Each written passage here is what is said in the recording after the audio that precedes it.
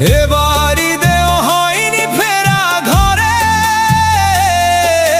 প্রিয়জন ছাড়া ঈদ কাটে মোর একলা অচিনপুরে।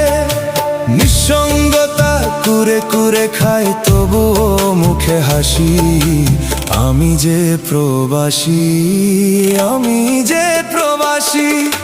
সবাই ভাবে প্রবাস মানে